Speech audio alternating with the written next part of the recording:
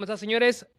Primero que nada, gracias a todos los que están viendo en vivo. Este es un review especial que ha sido auspiciado por la DFP, la Asociación de Autores y Autoras de Dirección de Fotografía Peruanos. Y sin más, comencemos. Comencemos con el intro regular que hacemos, que es así. Bienvenidos, señores, al review número 39 de Better Call Us, review número 39. El día de hoy tenemos a Johan Carrasco, la mirada mística peruana. Señores, el día de hoy tenemos el review número 39 con Johan Carrasco. ¿Quién es Johan Carrasco? Ahora vamos a conocer un poco sobre Johan Carrasco, director de fotografía peruano, miembro activo de la asociación. Johan viene con un bagaje muy interesante. Más allá de lo que vamos a conversar con respecto a una pieza que se llama Punku, un largometraje que fue proyectado en la Berlinale el año pasado, vamos a hablar de unas cosas más. Como saben, o las personas que aún no tienen mucho conocimiento de cómo es el proceso del review, vamos a hacer lo siguiente. Vamos a compartir, en este caso, el tráiler de la pieza de largometraje y vamos a hablar, vamos a adentrarnos. No va a ser una entrevista completamente bidireccional, sino va a ser como una reflexión colectiva. ¿Qué vamos a aprender o qué vamos a comenzar a entender en este review? En este review, a partir de la pieza de Johan Carrasco, vamos a entender muchas cosas sobre los multiformatos, vamos a ver de cómo rodar por ahí en 8, en 16, en digital, cómo combinar esos multiformatos, lo artesanal de poder revelar tú mismo tu propio fílmico, es muy atractivo. Pues sin más, me gustaría, por favor, voy aceptando a los chicos que están un poquito tarde, pero sin más me encantaría darle bienvenida a Johan Carrasco, director de fotografía peruano. Johan, bienvenido, ¿cómo estás? Oye, muchas gracias Jules por la entrevista, gracias a la comunidad de Better Call Us. Bien, aquí contento por la entrevista y abierto a la conversación, lo que surja, feliz de mostrarles un poquito de la experiencia de Punku también. Y nada, agradecido contigo y con la comunidad. Nuevamente agradecido a nosotros. Como repito, esto ha sido sponsorizado gracias a la ADFP, la Asociación de Autores y Autores Directores de Fotografía Peruanos, y también agradeciendo también a nuestros sponsors de VCI, Videocine Import, y también a FD Studios en España. Bueno, vamos a comenzar. Quiero preparar el terreno, Johan, para que puedas entender, más allá de toda la sabiduría y el conocimiento que vas a compartir con nosotros, nos encantaría que recuerdes que las personas que están aquí en el review son también directores de fotografía en formación, de que probablemente luego de ver el tráiler van a comenzar a ametrallarte con respecto a preguntas, cosas que nosotros aún no sabemos y que estamos en proceso de. No obstante, me gustaría que lo tengas preparado porque siempre lo hacemos y es una reflexión muy colectiva y que nos encanta hacerlo. ¿Ok? Más allá de eso, para los que están aquí y los que están viendo en vivo, ya sea en Better Call Us o ya sea en la FP o ya sea en Jules, por favor compartan este live a colegas directores de fotografía peruanos, latinoamericanos, españoles, personas que le atraigan mucho, no solamente la dirección de fotografía, sino también que puedan entender cómo es el proceso de rodar en fílmico, cómo es el proceso de entender o de escoger una emulsión. Muchas cosas más, ¿ok? Por favor compartan este live. Bien, yo propongo, Johan, que podamos primero, ya que hicimos la pre un poquito, que nos atrae a hacer la pre, podrías compartir tu pantalla y podamos ver el trailer de la pieza, el largometraje que se llama Punko, donde él hizo la dirección de fotografía. Y pues no quiero compartir muchas cosas más. Te propongo, Johan, que lo pongas, el review, por favor. Ahora lo vemos, te confirmamos si lo vemos. Y cuando estemos listos, ahí está entrando más gente, cuando estemos listos, le damos el play y vamos completamente Tú. a mutear. Bienvenidos todos. Vamos ahora completamente a mutear nuestros micrófonos, incluido Gustavo. Bienvenido, Gustavo. ¿Cómo estás? Vamos a Hola, saludos. mutear nuestros micrófonos. Bienvenido, Gustavo. Mutate, porfis. Perfecto. Y ahora lo que vamos a hacer es comenzar a disfrutar el tráiler. Los directores de fotografía, asistente de cámara, gaffers, me encantaría, y también directores, productores, quienes estén en vivo, me encantaría que puedan adentrarse a lo que es esta pieza. Esta pieza, el tráiler, dura 1 minuto y medio. Así que lo que voy a proyectar es lo siguiente, lo que regularmente hacemos. La primera vez la disfrutamos y la segunda la analizamos, ¿ok? Te propongo eso, Johan. Veamos la Ok, primera vez y dale, con todo, por favor. dale, le Va. doy, ¿eh?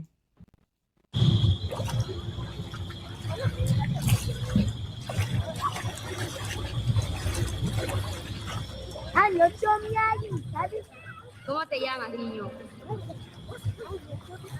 ¿Quién eres? Oye, niño, ¿te sientes bien? ¿Te sientes bien, niño? Despierta.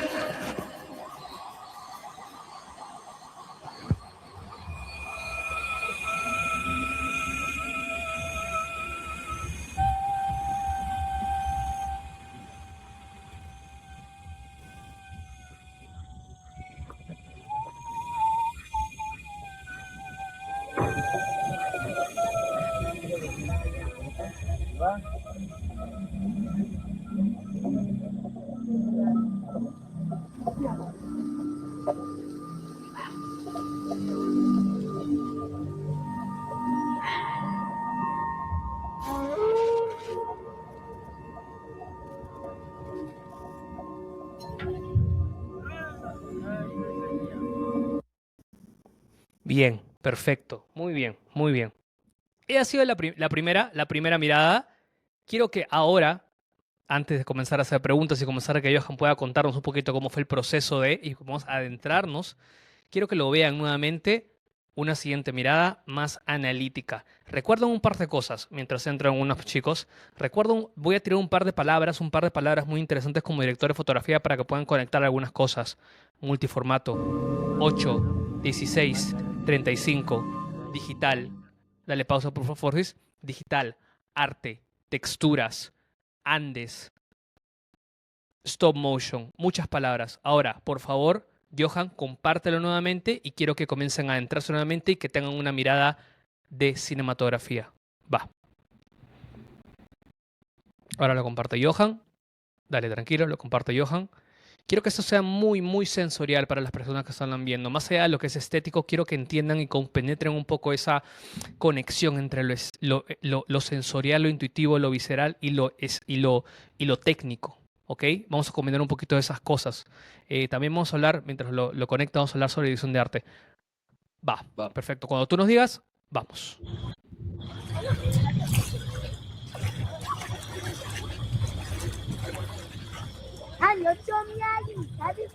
¿Cómo te llamas, niño? ¿Quién eres? Oye, niño, ¿te sientes bien? ¿Te sientes bien, niño? Despierta.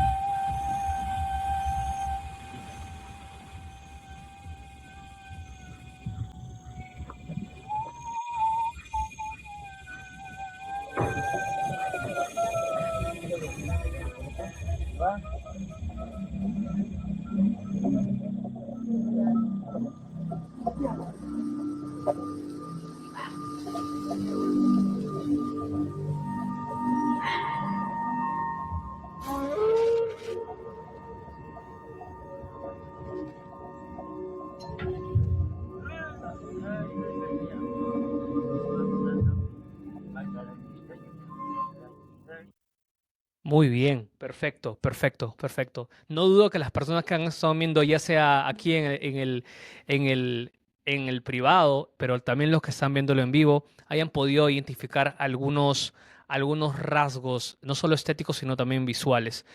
Sin más, Johan, coméntanos un poquito la concepción en general. Cuéntanos, ¿cómo llegó este proyecto a ti?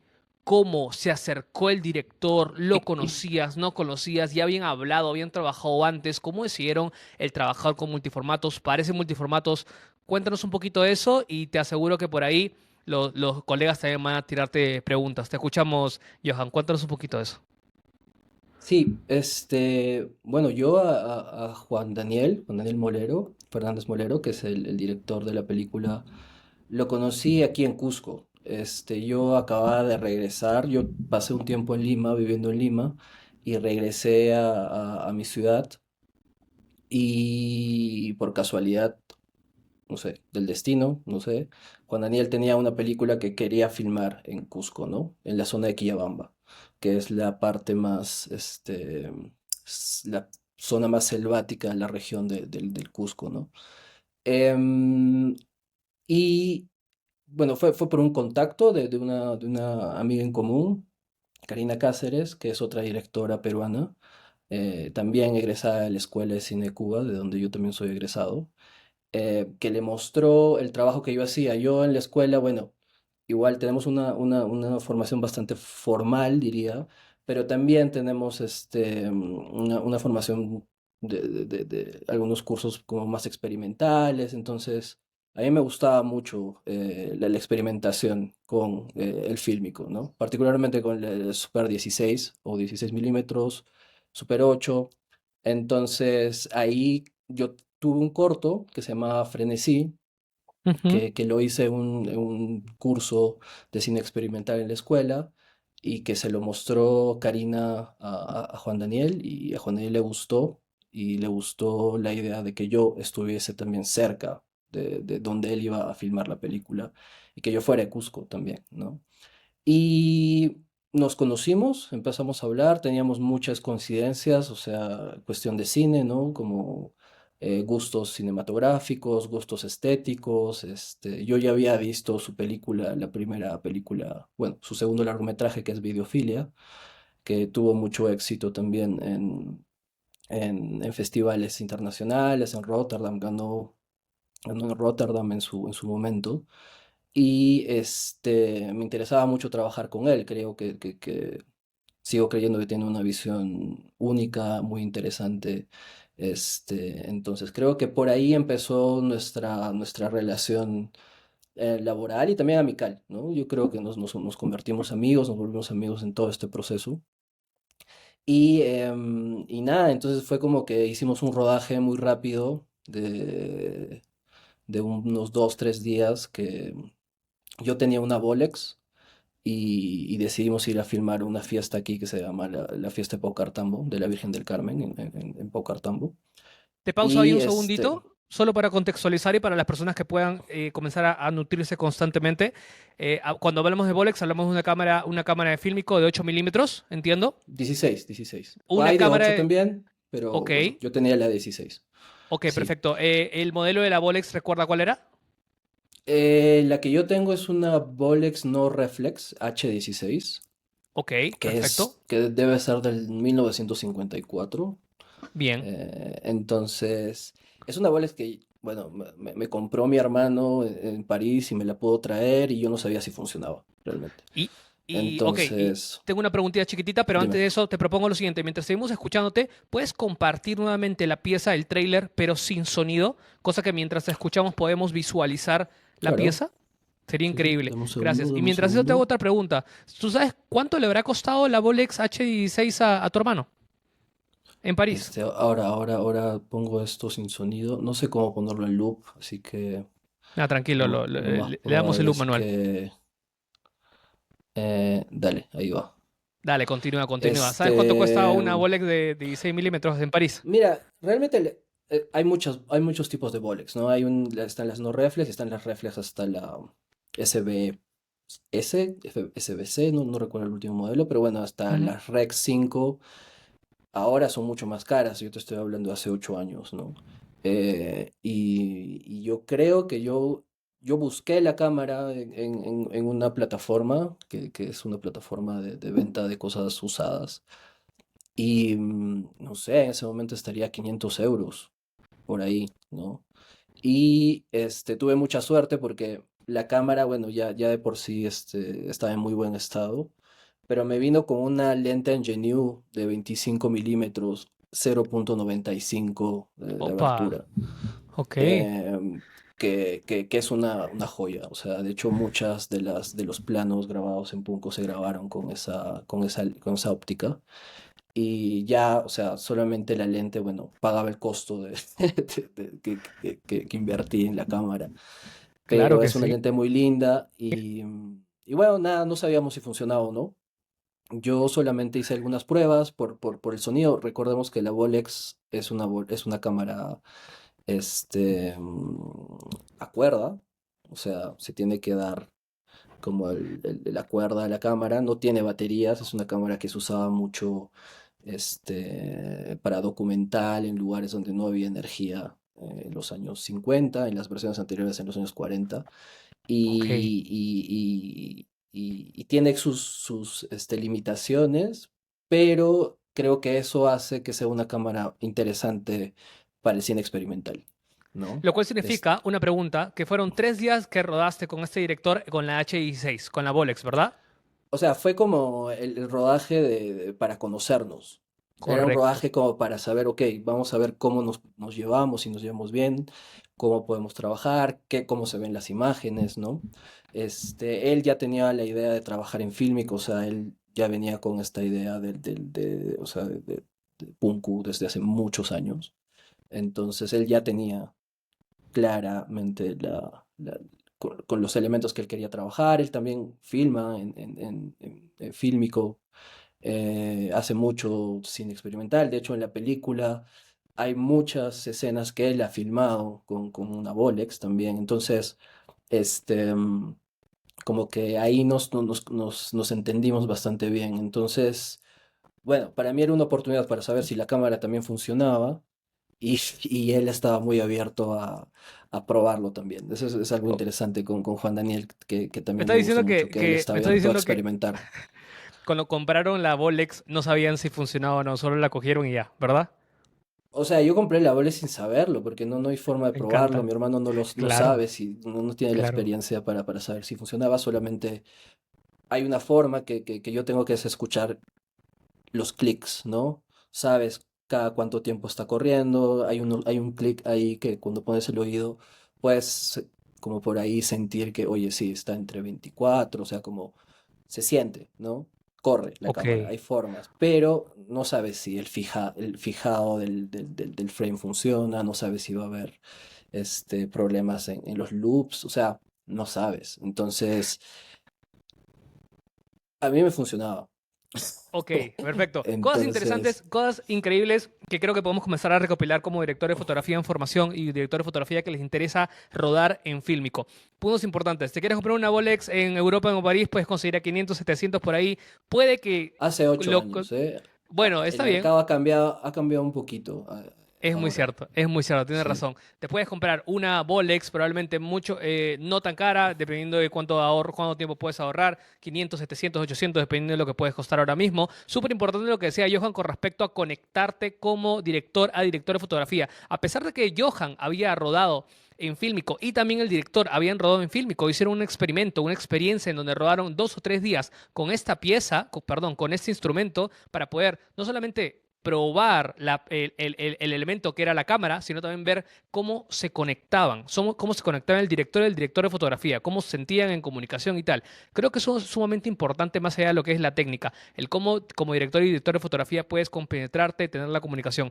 Eso está muy bueno. Luego de eso, y ahora vamos a poder entrar y me encantaría poder escuchar o saber si alguien tiene una pregunta con respecto a todo esto para poder adentrarnos un poco a lo que fue la decisión de milimetraje, la edición de si vas con 16, si vas con 8, la edición de emulsiones, súper importante la edición de emulsiones, la decías tú, la decía el director.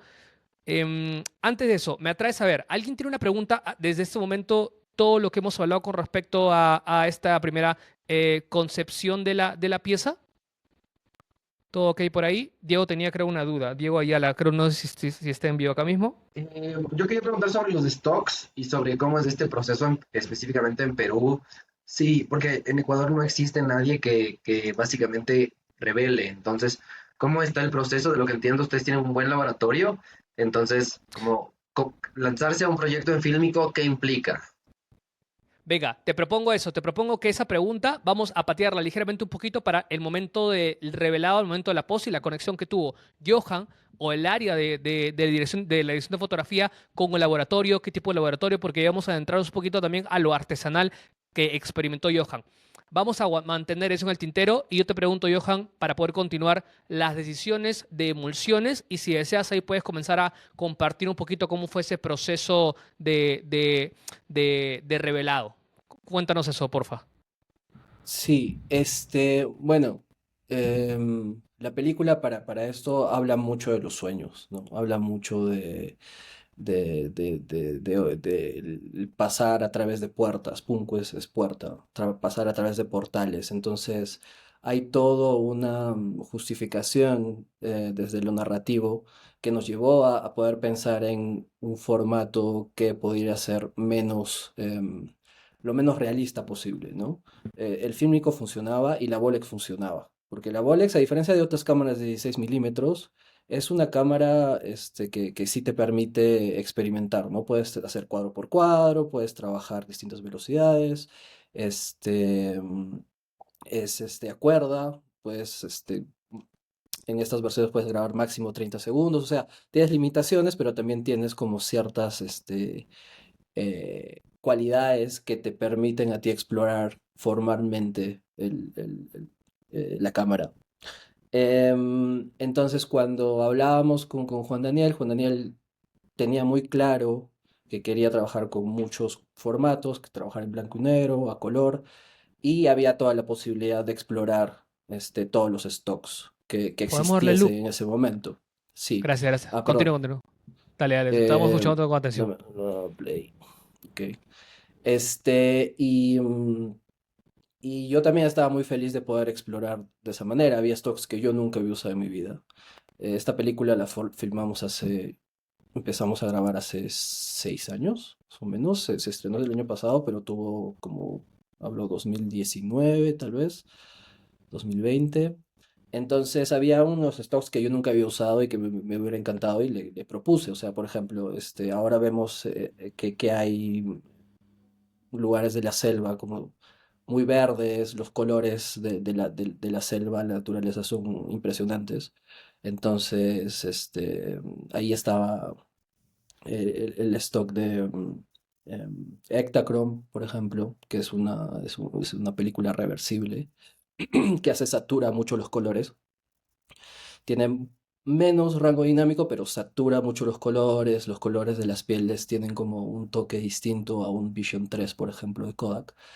Ujú. Em, entonces también decidimos tener, sí o sí, tener este blanco y negro, Double X y un triple X, no, sí, algo así, ¿cómo se llama? No sé cómo se llama el reversible, ahora se me fue de la cabeza. Pero doble X y el otro es sí, triple X creo, o tri X, perdón, no triple X, tri X.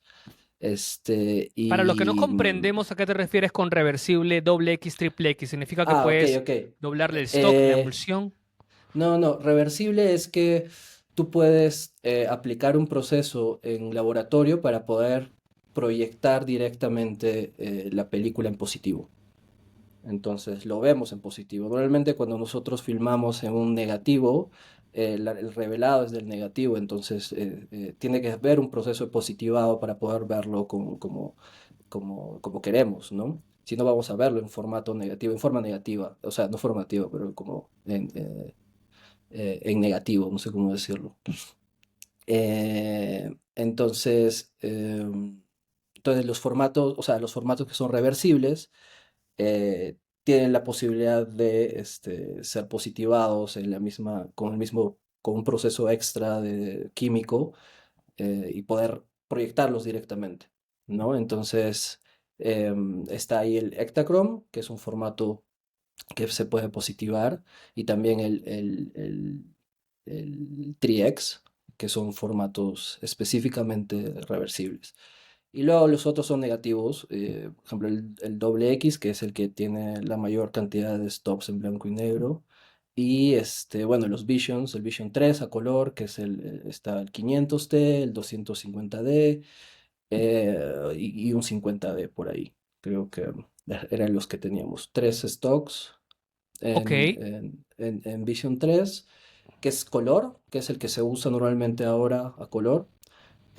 Y estos dos formatos reversibles, que el Tri-X y el, el Ektachrome. La ventaja del Tri-X es que se usa mucho también en el cine experimental porque es un formato que tiene poco contraste. La latitud es muy baja, entonces permite como, no sé, jugar un poco más con la forma, eh, como destruir un poco la forma, ¿no? Eso es lo interesante del Tri-X y además que tú puedes hacerlo en tu casa, puedes hacer un revelado en blanco y negro en tu casa y puedes con el bleach, con el proceso de bleach, puedes ya positivarlo y puedes verlo eh, en la proyección, ¿no? Como debería hacerlo, como tú lo viste en tu visor, ¿no? Ok, luego, Em, luego vas a adentrarte un poquito con respecto a lo cómo fue el revelado artesanal donde lo hiciste con tus propias manos. Tengo dos preguntas ya ahora mismo, una de Diego y otra de Juan Fran, ambos directores de fotografía, uno español y el otro ecuatoriano. Yo tengo una pregunta chiquitita con respecto a la sensibilidad que utilizaste. ¿Podrías repetir un poquito cuáles fueron las sensibilidades que utilizaste en las emulsiones, porfis? Sí, para esto usamos todas las emociones posibles. Usamos todas. O sea, usamos Ektachrome, usamos el Vision 3 de 500T, que es ASA 500, Ujú. el 250D y el 50D. En Ok, Vision estamos... 3, ujú. ujú, sí, esos Continúa, por favor. son. Y en blanco y negro, el Double X, no recuerdo muy bien ahora, creo que es 250 también. Y el Tri-X es mucho menos sensible, creo que a 100 ASA, Y por ahí, estamos no hablando que recuerdo bien. perfecto, estamos hablando que la asa de estas emulsiones las utilizaste no solamente en día, sino también los usaste en noche, algunas. Sí, por ejemplo, para eso usábamos el Vision 3, el de 500T, que era el que nos da la mayor sensibilidad. Hay algunas escenas que se grabaron de noche, con luz natural incluso. Ahí fue muy útil la lente Stan Genu de 25 milímetros 0.95. Muy bien. Ganamos casi un stop con referencia a las otras lentes. Em, pero claro, ahí el foco es extremo, más allá que sea 16 milímetros, hay que tener mucho cuidado. Estamos filmando con una cámara que no es reflex, o sea, ahí tienes que hacer una medición y saber cuánto va a ser tu profundidad de campo. Entonces ahí había como que ser un poco más cuidadosos, pero sí trabajábamos con 500T. Mm, Antes tenías que compensar el T si ibas a trabajarlo, por ejemplo, de día, con un filtro, no sé si el 85. Pero en estos casos ahora con la postproducción de color y todo, bueno, aprovechábamos el 500T y grabábamos sin filtro, ¿no? Sin ningún problema. Me gusta, me gusta, me gusta. Ahora vamos con las preguntas. Importante para eso, las personas que quieren, están pensando en, uy, necesito una emulsión que vaya con día, una emulsión que vaya con noche. Dense la vuelta o piénselo dos veces, porque como dice Johan, lo pueden modificar un poquito en post. Ténganlo en cuenta, que no restringe el hecho de si quieres rodar y encontrás una emulsión que solamente sea de tungsteno o de daylight. Dale la vuelta. Ok, a ver, comenzamos con, a ver, Diego, cuéntanos, ¿qué preguntas se te vienen a la mente ahora mismo? Y luego Juanfra. Estás muteado, creo. Ay, sí. Le quería preguntar sobre el Venga. crew, sobre normalmente, o sea, uno asumiría como tres personas de asistencia, específicamente un departamento de cámara, y cambias el DIT por un loader, o tu segundo loadea, o en algo más peque, ¿quién loadea? ¿Cómo loadean? Y más o menos cuántos minutos, cómo se llevaban, tenían una refri que la iban llevando, o sea, ¿cómo es? Porque justo se grabó un documental en mi país y me decían que tenían una van con una refri. Entonces, ¿cómo es el cuidado y cómo es este manejo? Y de ahí específicamente, justo hacia las escenas de noche, si pushaste o puleaste un poco el fílmico. Y si en 16 se hace eso, ¿no? Porque sé que es como demasiado sucio como para pusharlo un poco. Entonces, un poco, cuéntame también si son conversaciones que se tienen con el director. Sí, vamos a partir de que nosotros cuando pensamos en filmar, la película es 16, pero también es digital, ¿no? 4K. Se grabó mucho en 16, se grabó en Super 8 también, pero nuestra prioridad no era una calidad, o sea, como una calidad técnica que normalmente se tendría cuando tú estás filmando, no sé, una película narrativa en 16 milímetros. O sea, nosotros teníamos como la apertura incluso de poder como revelar en el baño, revelar con un tanque revelado. O sea, nosotros no somos expertos, no tenemos los equipos para hacerlo de la mejor manera y de la manera correcta, pero estábamos abiertos a ese tipo de cosas, ¿no? Entonces, hay que partir como de eso, como que este proyecto tenía esa onda, esa libertad de que incluso los fueras de foco, incluso que el grano reventara un poco, o sea, no- nos gustaba jugar con las texturas, eso era intencional, ¿no? Entonces, no sé, por ejemplo, yo Ujú. grabé en Super 8, grabamos en Super 8 en un viaje que tuvimos y decidimos hacer el revelado acá. Y yo revelé con Dectol, que no es el revelador no es un revelador de revelado, de película, de fílmico, es un revelador de papel. Entonces, Ok. obviamente te levanta mucho más el grano, baja mucho más el contraste, o sea, había como cositas ahí que podíamos hacerlo, luego lo vimos digitalizado con un digitalizador casero y ahí como que dijimos, bueno, sí creo que se fue un poquito la mano en cuestión de Dale loop, porfa, te contraste. pido. ¿Podrías darle loop em, para poder imaginar un poco a Johan ¿Dónde haciendo el está? revelado con el líquido que no debería? Me encanta. Que se hace porque no hay D19, o sea, el revelador normal perdón,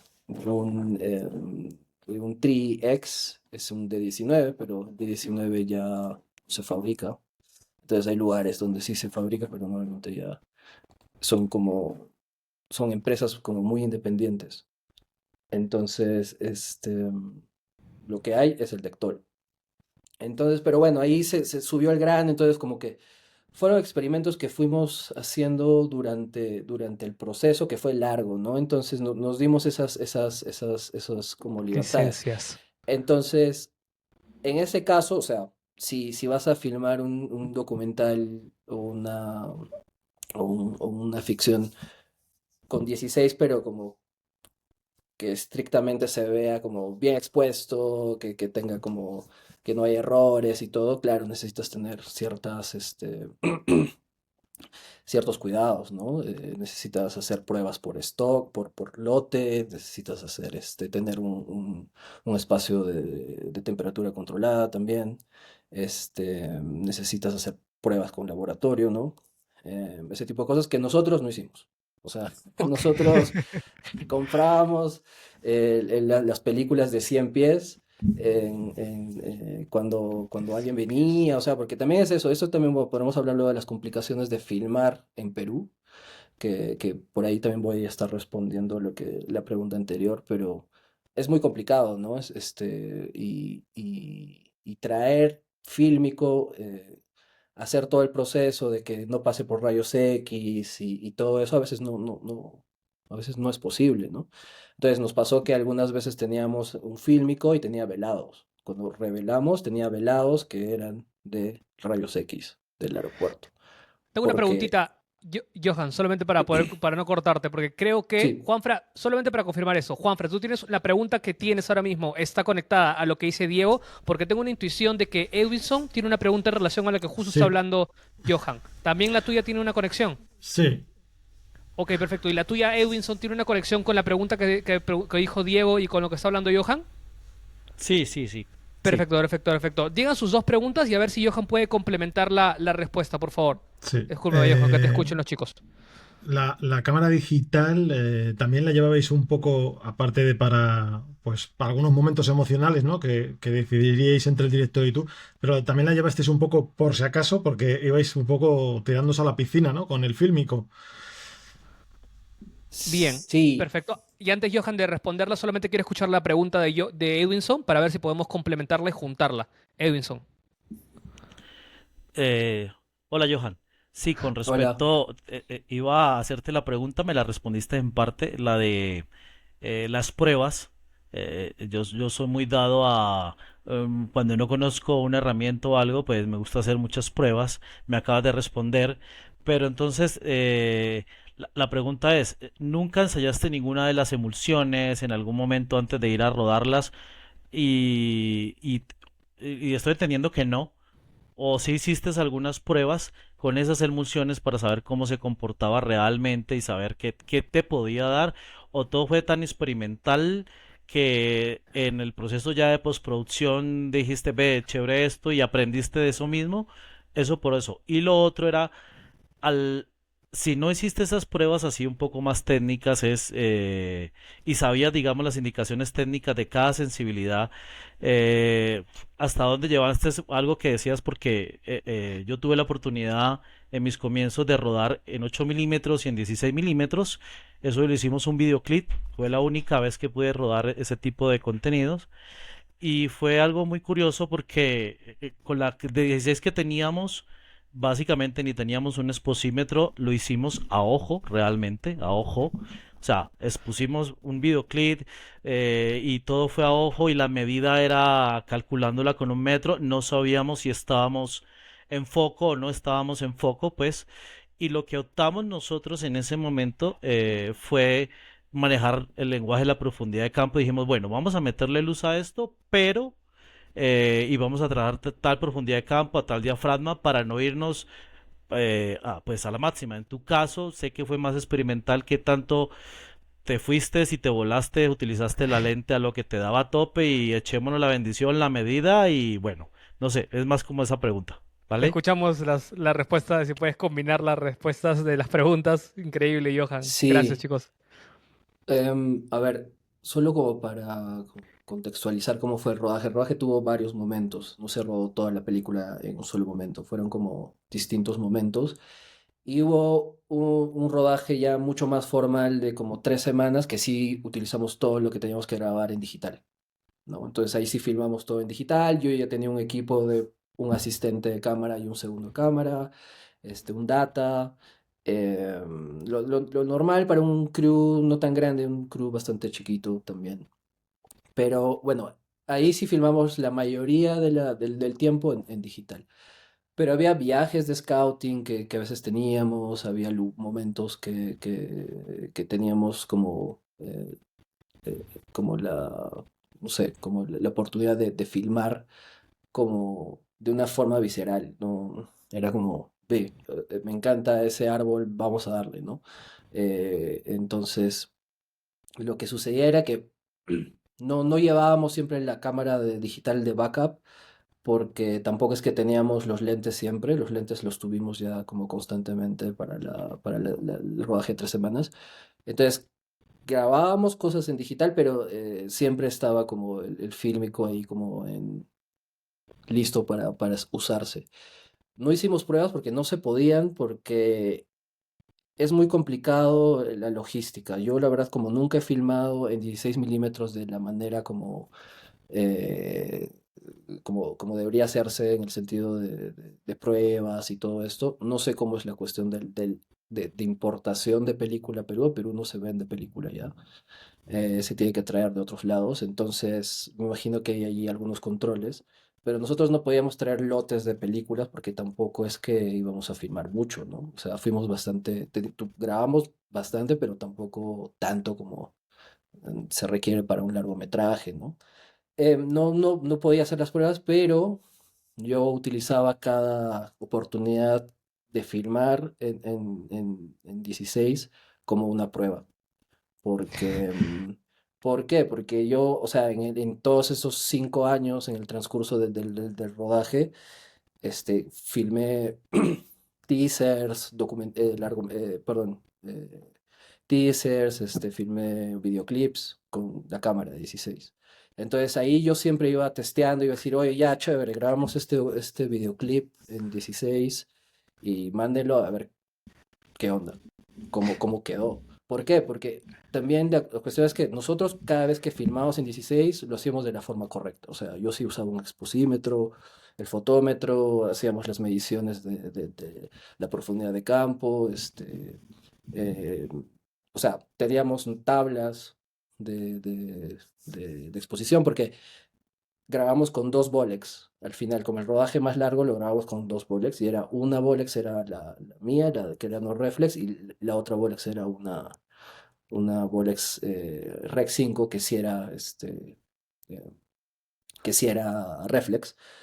Pero ambas, por el tiempo, por la tecnología, tenían pequeños diferencias al momento de exponer, ¿no? Se exponía como distintos tiempos. Entonces, yo tenía una tabla de compensación cada vez que usaba una Bolex o la otra.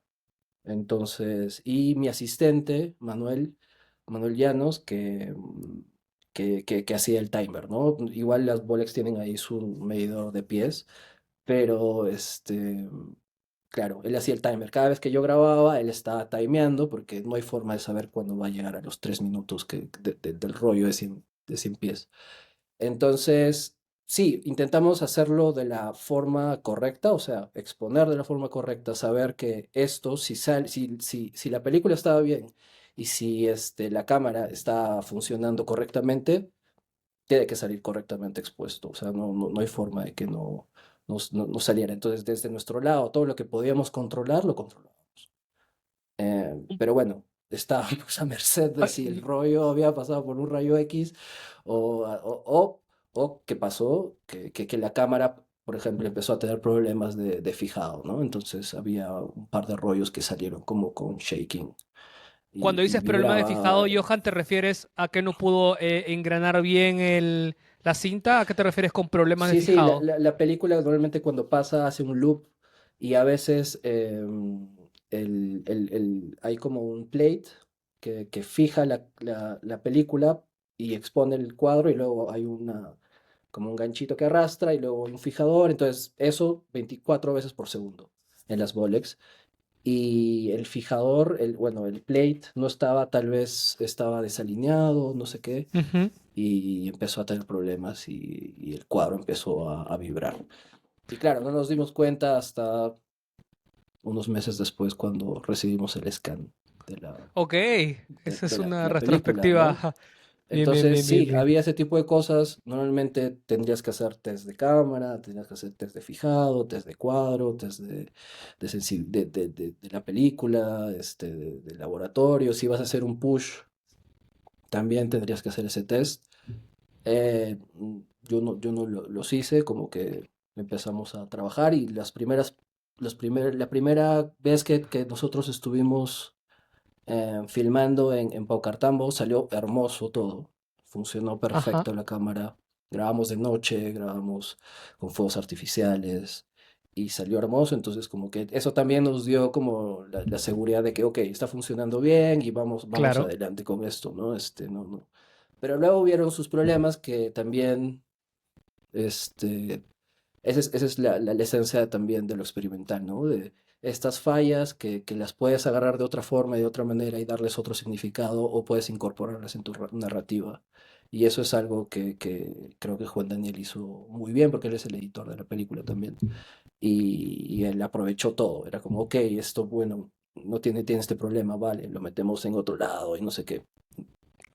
Ok, Pero hizo un ok. trabajo muy, muy bueno. Un saludo a Juan Daniel. Juan Daniel, no sé si estás viendo el envío.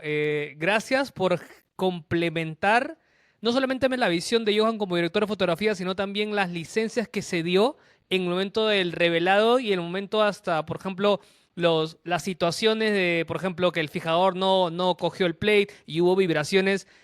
Ahí es donde recordamos que por tercera vez escribe el guión cuando hay un montaje, ¿no? Y mucho más agradecido a los directores de fotografía cuando se puede como que generar una razón narrativa a una situación técnica. Te propongo algo, Johan.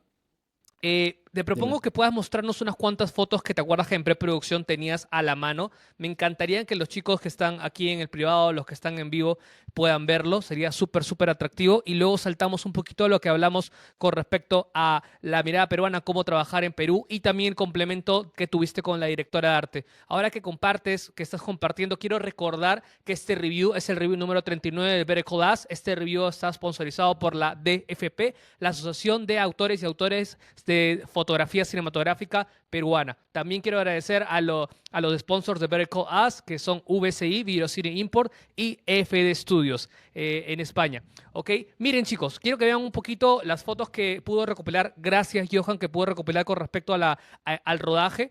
Y pues fue un rodaje un poquito largo, así que seguro van a ver diferentes looks de Johan durante 6 años, ¿no? Y Vean en un poquito eso, pandemia, compártanos además. eso. Y con mascarilla y sin mascarilla. Ok, cuéntanos un poquito de Sí. eso. Luego Bueno, apunto esas fotos las son, preguntas del son chat. fotografías de Valeria Murillo, que era la fotógrafa de Stills ahí de la película. Así que Saludos, los Valeria, créditos son gracias. de ella. Em, y bueno, nada, bueno, eso por ejemplo ya es la parte donde nosotros trabajamos ya la parte digital. Nosotros grabamos con una Canon C200 que a mí me gustó mucho. O sea, la textura de la C200 de en esa época, porque ya digo, como que empezamos a grabar en 2019 algunas cosas, este, creo que funcionó bastante bien, ¿no? Eres una cámara pequeña, versátil, tiene NDs internos, un formato RAW de 12 bits bastante bueno, bastante manejable, que no pesaba tanto como otros RAW, pero sí como que te permitía trabajar mucho en postproducción. No teníamos un equipo de luces muy grandes también, o sea, teníamos bastante, éramos muy limitados. La época todavía no teníamos perdón, HDMI, no, LEDs de 1200, 2500 watts, o sea, creo que lo Ujú. máximo en ese momento, creo que ni siquiera había de 500 de aperture o por ahí, o Creo que sea, era creo la que primera versión de Aperture, la primera versión de de Aperture quizás, 300, Aperture 300D. Ok, recordamos esa, ese momento. Sí, sí, lo recordamos muchos. 2020, 2021 tal vez. Entonces, por ahí como que teníamos un equipo muy limitado en ese sentido y necesitábamos tener equipo portable, ¿no? Porque estábamos yendo a filmar a la selva muchas veces, luego nos metimos arriba por el Bajo Urubamba Diego, pregunta y rapidísimo. ¿Había Teradek, había Follow, había Follow inalámbrico en ese momento? Supongo que sí, quizás no. Quizás estaba el DJI Follow, el Follow inalámbrico en ese momento. mira, ¿Qué lo tenías? que yo estoy viendo por las fotos ahora, porque no recordaba bien, es Pásate unas que cuantas por ahí si puedes. ahí está, a ver, no sé, déjame ver un segundo. Oh, Había un Follow manual, igual. sí, este es el manual voy a intentar, si ven ahí, dame un segundo. Venga, venga, venga. Claro que sí. A ver, esta. Claro, sí, teníamos un follow manual, que acabo de recordar. Sí había un transmisor, pero para dirección. Y recuerdo, bueno, usamos los CP2, que si bien son lentes de formato de full frame, nos gustaba mucho porque no eran tan pesados como otros lentes de cine, eran muy luminosos, llevaban 1.5 en la mayoría. Y y teníamos un rango que sí podíamos compensar el sensor de Super 35, eh, porque esos son para full frame. Entonces teníamos por ahí un 18 milímetros que al cálculo era un 25 en Super 35 por ahí. Y Ujú. funcionó bastante y el 135 nos daba un tele mucho mejor. Hacemos la multiplicación ahí. Em, pero bueno, tenía que ser una cámara bastante liviana, que no consumiera mucha batería también. Y lo mejor de ese momento para nosotros, dentro de la capacidad de producción y todo, era esta cámara, la C200. Y que Ok. yo terminé amando, porque ya había hecho luego un cortometraje. También hice un cortometraje donde filmé con la misma cámara y fue como a modo de prueba también. Hice pruebas ahí. Sí, en digital sí, siempre se puede hacer más pruebas, ¿no? Que es más sencillo, pero sí pudimos hacer pruebas de ISO, de sensibilidad, de todo, de postproducción, del RAW. Entonces, ahí ya tenía Muy, una experiencia para poder trabajar con esta cámara, ¿no? me gusta, me gusta. Mientras vas mostrando un par de fotos más, Juanfra creo que tiene una pregunta. Juanfra, te escuchamos. Sí. Cuando grababais en digital, ¿rebajabais el detalle para que no hubiera tanto salto con el analógico o lo buscabais? Y luego Buena pregunta, tío. la iluminación, o sea, la trabajabais diferente, los esquemas de iluminación, cuando trabajabais en los recuerdos o con el fílmico al digital. Sí, bueno, en el digital, la verdad es que nosotros no queríamos, o sea, ya a partir del formato del aspect ratio iba a haber un salto visual. Entonces, la cuestión de la textura no era algo que nos rompiera mucho la cabeza. O sea, queríamos tener eh, el digital lo mejor posible. Yo no toqué nada en postproducción luego ya con color como en cuestiones de nitidez. La lente es bastante nítida, pero el sensor de la C200, a diferencia de otros sensores, te da una suavidad interesante. O sea, es algo que me gustó mucho, porque la C200, perdón, los CP2 alguna vez las usé en una Helium y es completamente distinto. O sea, se nota mucho el detalle en una Red Helium, ¿no? Pero la C200 con estos lentes no eran tan crispies, no eran tan como tenían mucha nitidez. Así que toqué lo menos posible del setup de la cámara. Hice pruebas, lo más que hacía era como trabajar con ISO base de 320, 400 máximo en Mm, exteriores. ok. Y en exteriores noche máximo 800, por ahí 1000, ya luego de 1000 ya la cámara ya se sentía el ruido, pero haciendo las pruebas, sí, 800, bien, se mantenía bien, pero exponer con el fotómetro a 400 me iba mejor siempre. Entonces, sí se hicieron esas pruebas, pero con respecto a la relación con el fílmico y el digital, no teníamos, o sea, no era una prioridad como que se sintiesen como, eh, no sé, como que hubiera una coherencia ahí. Lo que sí, había cambios de luz, o sea, si podíamos controlar las luces para filmar en 16, sí, se ponía mucho más luz. Ya no, ya no difuminaba tanto las luces, ya no controlaba las difusiones, porque también ya no había, o sea, necesitamos llegar a poder exponer el fílmico. Entonces, eso nos llevó a una estética noir, que a veces hablábamos con el director y decía, esto es como tropical noir, una cosa así, ¿no? Porque las Claro. luces en el fílmico, cuando filmamos en el fílmico, eran muy duras. Hay unas escenas ahí en blanco y negro en la película que no sé si, creo que no están en el tráiler, por ahí algunos stills. Tal vez les puedo mostrar que tengo en la página web. em, Dale, venga, que, venga. que, que, que es como una luz muy, muy, bastante más Muy expresionista, ¿no? Al final del día. expresionista, Ujú, expresionista. ujú, ujú, ujú. Entonces, Mientras em, vas viéndolo, Edwison creo que tiene una pregunta ujú. en relación a lo que estás hablando, Ed.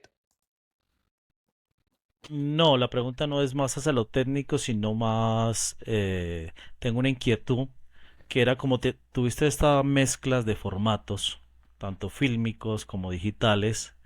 Mi inquietud me surge era, entendemos que en el fílmico, inicialmente la puesta en escena, pues digamos que s- se hace un poco más elaborado, donde los actores lo planifica, ¿cierto? Porque sabes que no puedes estar rodando y los pies de película se te van a acabar, como en el digital, ¿no? En el digital tienes tú de pronto, rodemos otra con el director y tú dices, bueno, dámosle otra, no pasa nada, Claro. después de que el asistente de dirección no nos vaya a presionar, pues bueno, dame otra.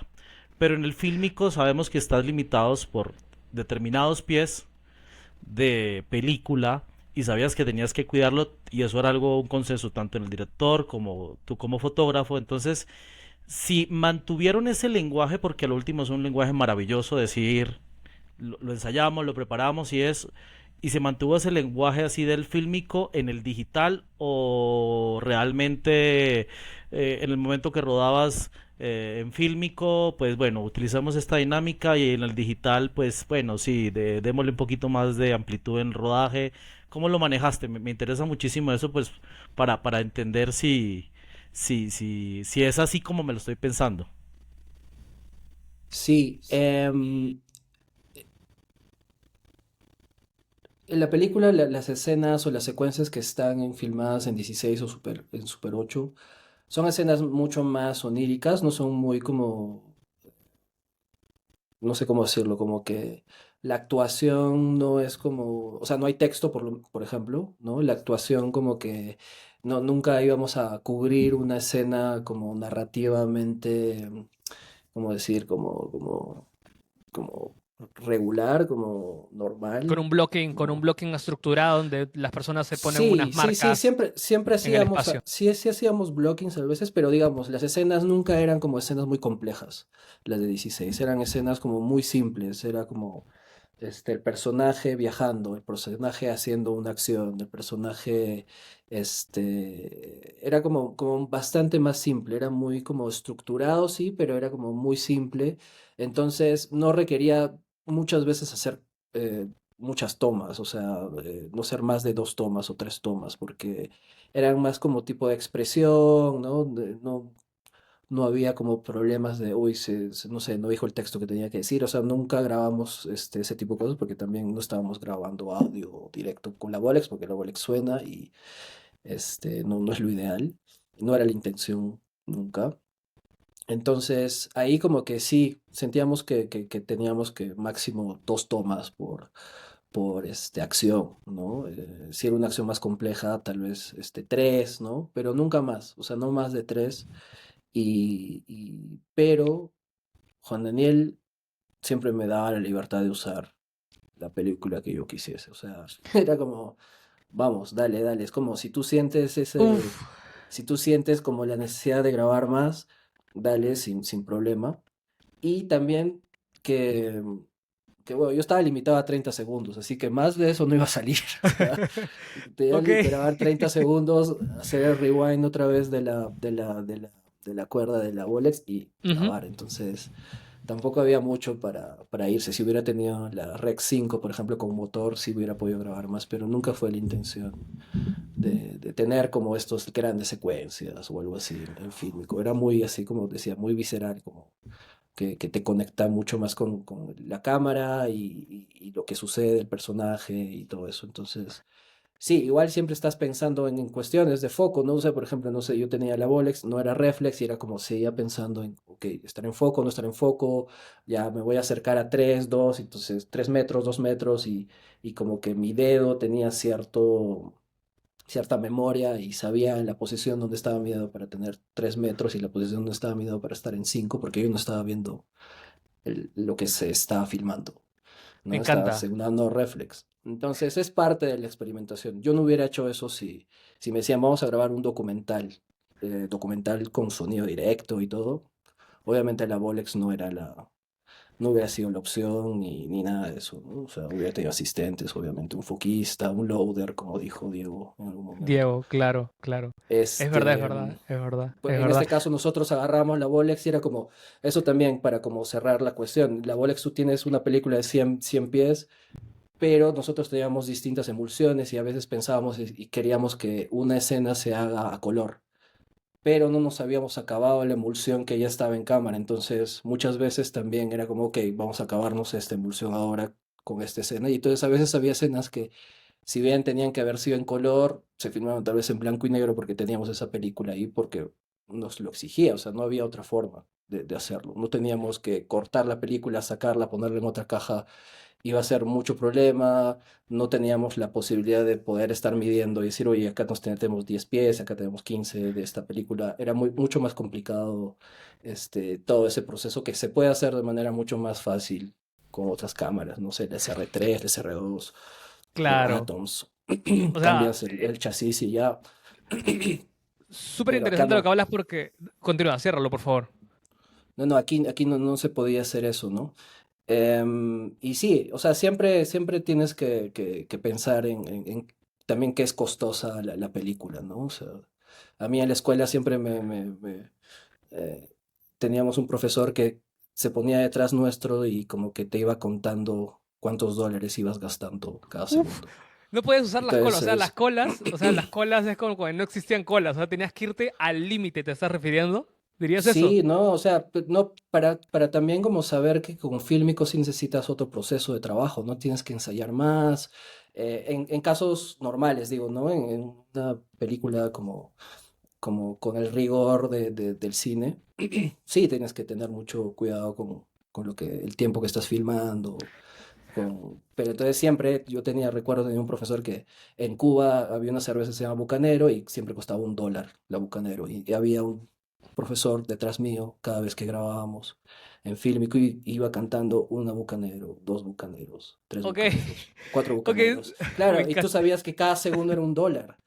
Y ahí te das cuenta que si Ok, grabaste un minuto son $60, ¿no? Entonces, y te duele más si sabes que son 60 latas de cerveza. O sea, es como que te da una forma de pensar, decir, oye, todo, ponte a pensar la cantidad de recursos que estás de gastando, bucaneros, hazlo bien, claro. hazlo bien. Ok, No definitivamente puedes no genera hacerlo bien. definitivamente puede generar un síndrome postraumático bastante fuerte, bastante fuerte, pero creo al final del día que te pones como que algunos límites luego cuando ya estás en vida real, cuando tienes que rodar y cuando te cuesta la emulsión y el stock y tal. Paréntesis para esto, voy a ir con las dos preguntas de Edison y de Diego. También voy a ir con la presentación de Jesús que acaba de entrar. Pero me atrae mucho que un par de cosas antes de eso. Me atrae mucho que los que están en vivo en Instagram, en live, puedan entrar también a la página web de Johan Carrasco, Johan Carrasco de dp.com, si no me equivoco, o busquen en Google Johan Carrasco de FP y vean. JohanCarrasco.com. Perfecto, johancarrasco.com. Y vean por favor esos frames, vean por favor el trailer, súper importante. Para recordarles también que este es el Vertical As Review número 39 con Johan Carrasco, director de fotografía, miembro activo de la AFP. Y este review está siendo sponsorizado por la ADFP, que es la Asociación de Autores y Autores de Fotografía Cinematográfica Peruano. Además de eso, creo que es una buena manera para poder saltar a luego em, lo atractivo que puede ser todo este proceso artesanal como director de fotografía, en donde Johan nos está contando cómo pudo revelar con sus propias manos usando la Bolex y cómo esta pieza que se llama Punku pudo ser proyectada el año pasado, en el 2025, en la Berlinale. En la Berlinale. Quiero que lo tengan muy, muy en cuenta. Esa compensación artesanal y esos estándares regulares que puede tener un festival como la Berlinale. Agradeciendo también a los sponsors de Better Call Us aquí en España, VCI, Videocine Import y FD Studios. Gracias por estar aquí. Una pregunta, dos preguntas. Una pregunta antes de continuar y saltar con el proceso de la combinación de cómo puedes hacer cine en Fílmico en Perú y qué tan complejo es. Antes de eso, me gustaría saludar a Jesús Aro, director de fotografía, miembro de la AS, que acaba de entrar, que acaba de volver de rodaje. Jesús, ¿cómo vas? ¿Qué tal? ¿Cómo estáis?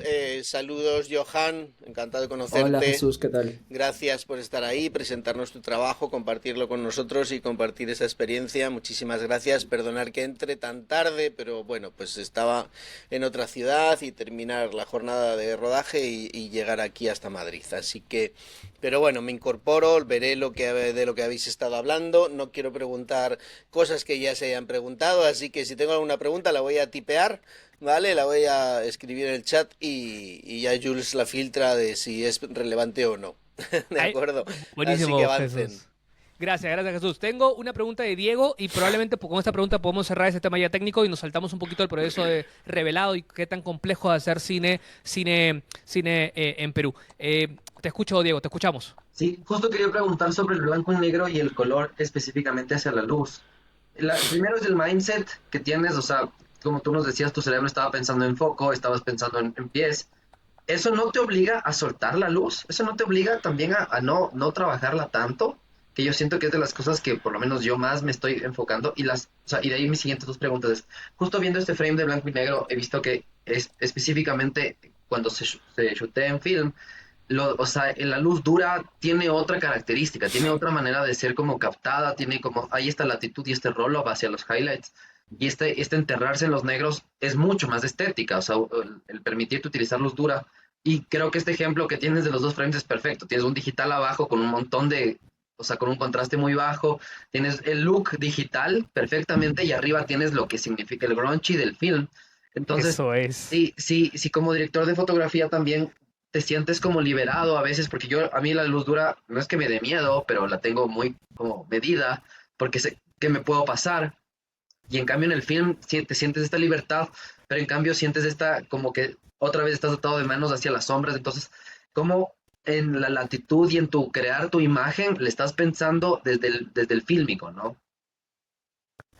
¡Fua! La mejor pregunta hasta ahora, ¿eh? Sí. Bien, mándate. Em, sí, mira, también otra vez como volver a la naturaleza de lo que se filmaba en Punko, ¿no? De lo que se dedicaba a filmar en 16 o en Super 8. Y muchas de esas escenas eran muy experimentales, pero también eran como muy documentales, ¿no? Nosotros estábamos grabando a luz natural, escogíamos los espacios donde nos podía dar como naturalmente una imagen interesante.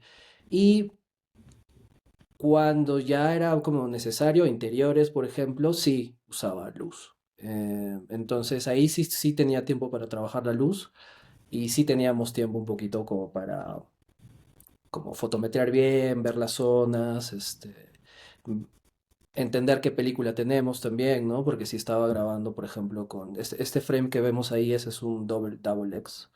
Entonces sí tenía mucho más rango dinámico. Tenías que saber más o menos cuál es la latitud que vas a trabajar para poder saber qué se va a ver y qué no se va a ver, ¿no? Entonces ahí sí teníamos un poquito más de tiempo como para trabajar la luz, pero también partiendo del principio de que queríamos hacer una luz. O sea, esta película tiene muchos géneros, es una película que también tiene géneros, entonces muchas de las referencias que teníamos eran películas de género de los años 70, de los años 60, mucho de cine mudo. Entonces, sí teníamos esta libertad de poder usar luces muy duras, de poder trabajar la luz de una manera más clásica, podría decir, como el blanco y negro clásico, ¿no?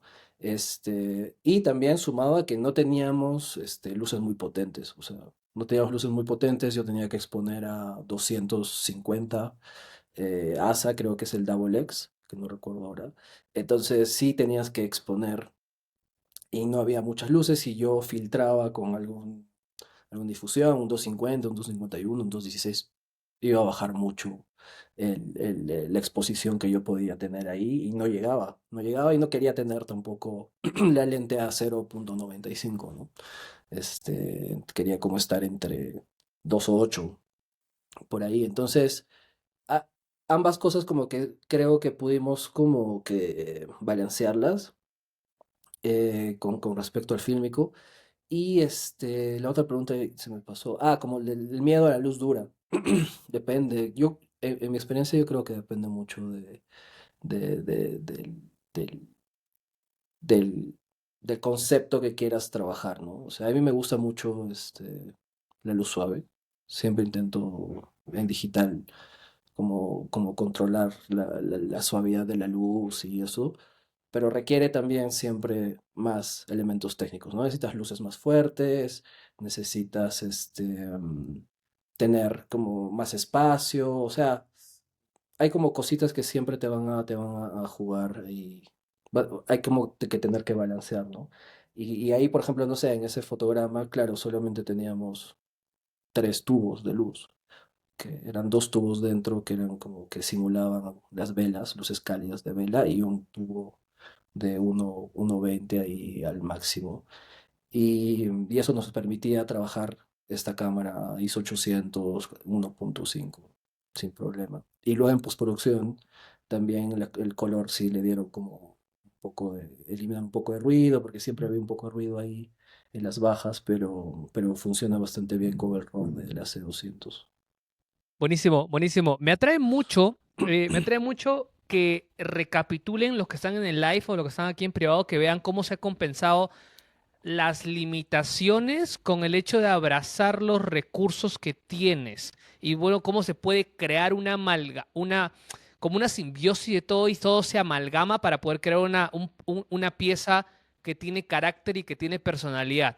Creo que es un buen momento para poder sintetizar y para que puedas compartirnos esta experiencia que cuando hablamos y charlamos hace un par de días en la preproducción con Jesús y conmigo, con respecto a qué tan complejo pudo haber sido como director de fotografía tener que gestionar el tema del revelado, más allá del revelado que hiciste artesanalmente, que nos has contado, sino el hecho de mandarlo a otro lugar, a otro país fuera de Latinoamérica y luego tener que cruzar los dedos con respecto a proyecciones que no podías manejar. ¿Nos podrías contar un poquito de eso, porfa? Sí, sí, así. También al final, como experimentábamos con la cámara, también experimentábamos con laboratorios. Entonces, Cuenta eso, qué locura. o sea, hemos trabajado con muchos laboratorios y al final creo que el último lote de fílmico se mandó a Rumanía. Pero los primeros lotes, lotes, digo, no eran tan grandes, eran 5 o 7 rollos, así, de 100 pies, que no era tanto. Yo ya tenía experiencias, no sé, revelando, por ejemplo, en México, revelando en Nueva York también, en Metropost, y el director también tenía contactos y experiencias revelando en lugares ya que están más dedicados a como cine más de autor. Está ahí, bueno, ahorita se me olvidó el nombre, otro lugar donde revelan en Nueva York. Hicimos varias pruebas, ¿no? La primera vez que filmamos, lo revelamos en Nueva York, me olvidé el nombre ahora, se me fue, pero bueno, ellos podían revelar Ektachrome, que hay algunos laboratorios que no lo hacen porque, claro, Ujú. necesitan tener un tanque especial y no pueden gastar como todo el tanque de químicos para muy poco fílmico. Entonces, hay ciertos lugares donde sí pueden hacerlo y Nueva York era uno, entonces mandamos el color y el Ektachrome y algún rollo de blanco y negro, si no me equivoco allá, para probar, para ver cómo se veía. Y nos fue bastante bien, el escaneo también estuvo muy bueno. Escaneamos en ese momento en 2K, recuerdo, porque el 4K ya salía del presupuesto. Y fuimos tanteando, o sea, fuimos tanteando, porque todavía no habíamos llegado al momento donde íbamos a filmar como el- la mayor cantidad de material.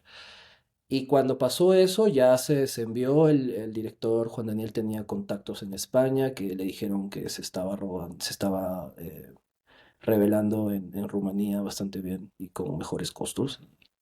Ujú. Y él mandó todo el último lote a Rumanía.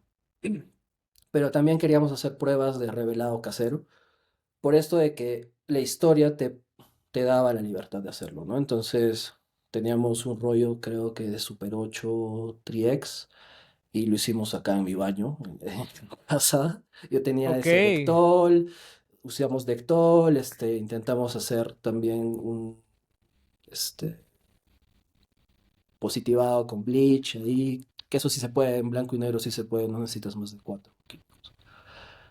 Em, y salió bien, o sea, está en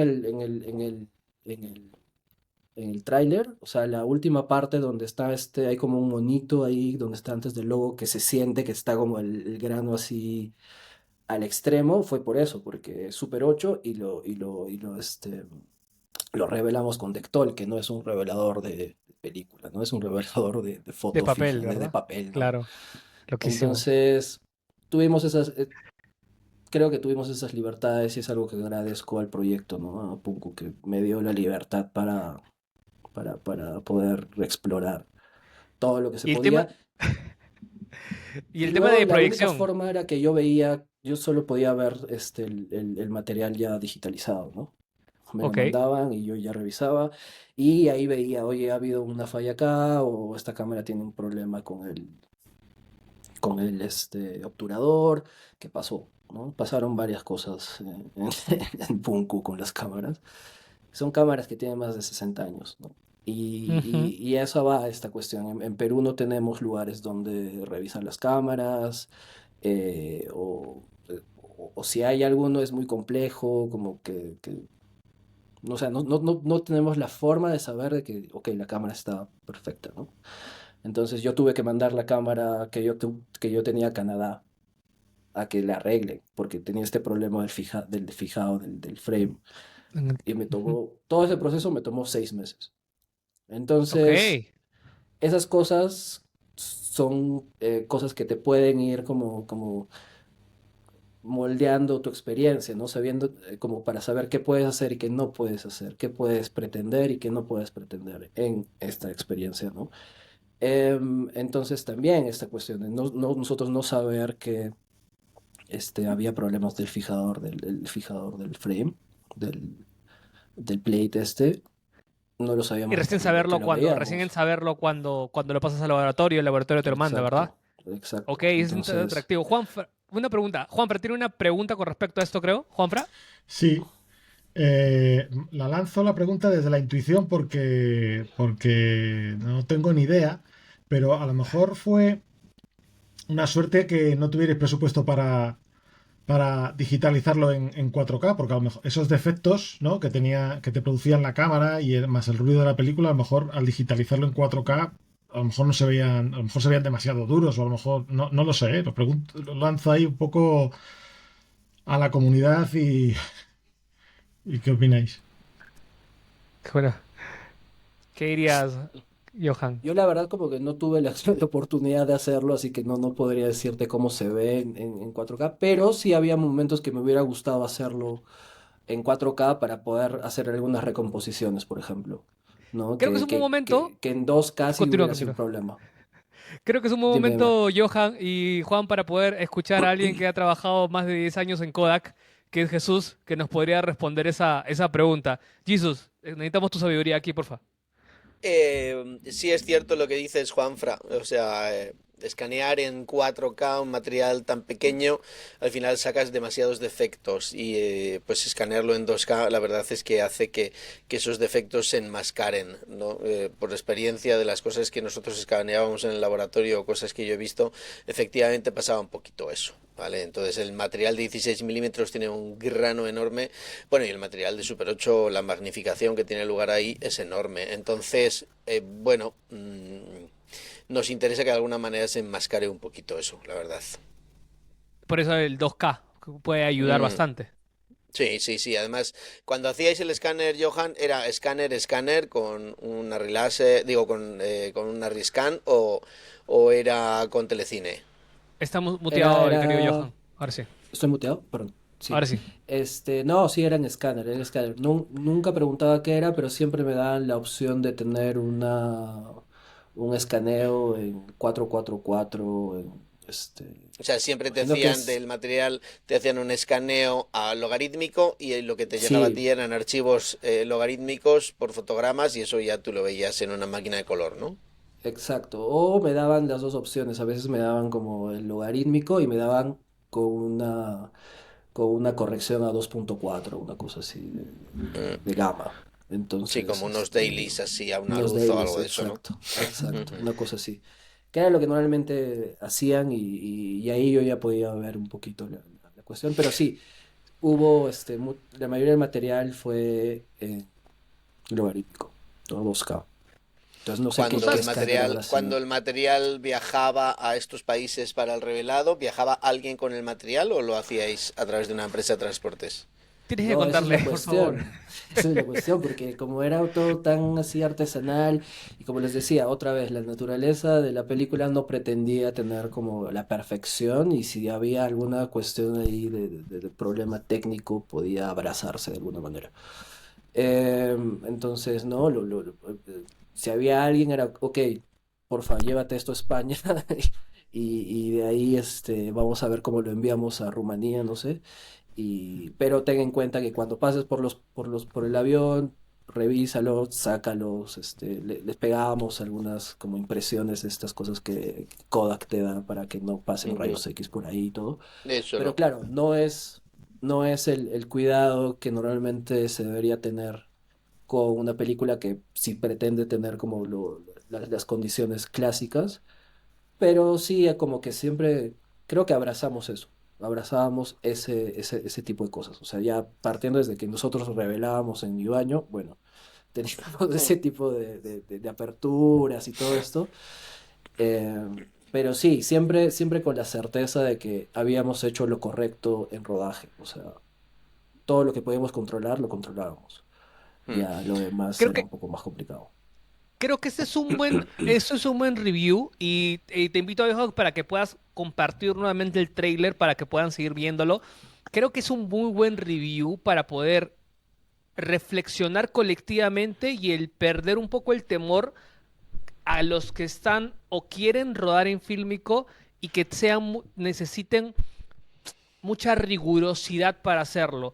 Como dije, lo que ha hecho Johan es muy atractivo desde lo multiformato, el hecho de revelarlo él mismo, el hecho de mandarlo al laboratorio, de hacer la prueba y el error, sumamente importante. No quiero perder la oportunidad, como hablamos con Johan en la preproducción de este review, de que podamos adentrarnos un poco a un tema que sería el tema para poder cerrar y que creo que es más allá de lo técnico que hemos abarcado, cosas muy atractivas, irnos del lado narrativo, estético, visceral, textura, la conexión que tiene el director de fotografía con dirección de arte en una pieza, como pueden ver en el tráiler ahora mismo, con mucha naturaleza, mucha textura, muchas formas.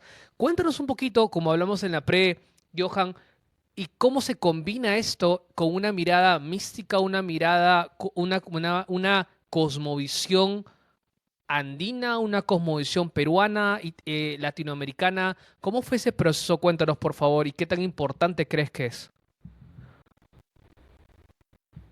Em, bueno, hablando sobre el trabajo con arte, o sea, la directora de arte es Susana Torres, una persona con mucha experiencia. Es la directora de arte de La Teta Asustada y de muchas otras Saludos, películas. Susana.